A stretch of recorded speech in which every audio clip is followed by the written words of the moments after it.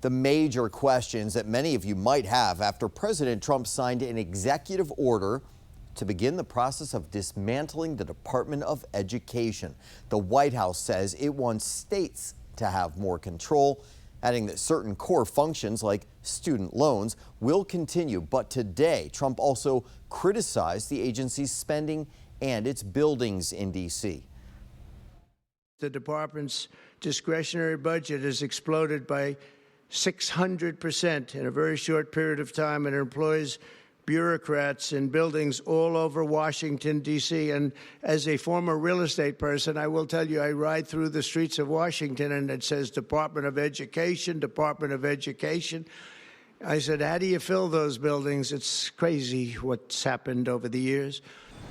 Now, today's order is likely to face legal challenges. And new tonight, 7 News Washington, D.C. reporter Felicia Ashley tells us what happens from here and how this could impact students, teachers, and the future of education. To completely dismantle the Department of Education, Congress would have to approve it. Trump has called the department, quote, no good, and has already started gutting the agency. We're going to be returning education very simply back to the states where it belongs, and this is a very popular thing to do. Surrounded by children in school desk, President Donald Trump signed an executive order to dismantle the Department of Education. But outside with their own desk, a group protested the order in support of the millions of teachers, families, and students concerned about the challenges this could bring. Both of my parents are teachers. My younger sister is a high school student. I'm a student at a public university.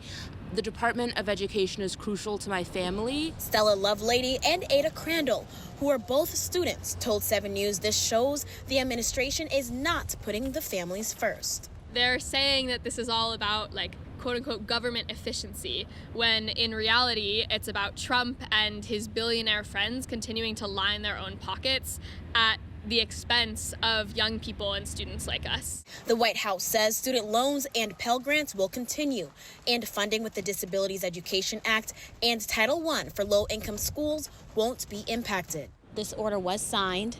It is happening.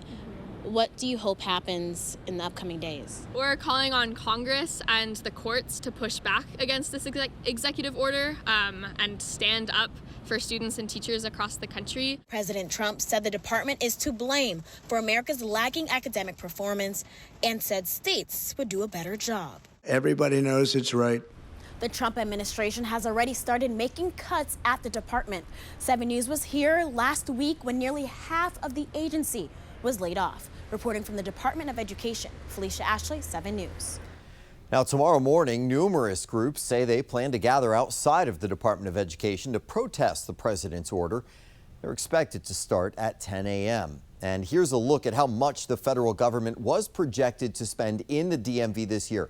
Virginia was scheduled to get just over $2 billion. More than $433 million was planned for D.C., and Maryland was likely to get $1.4 billion. Now that in limbo. 7 News will continue to follow any new developments with this story.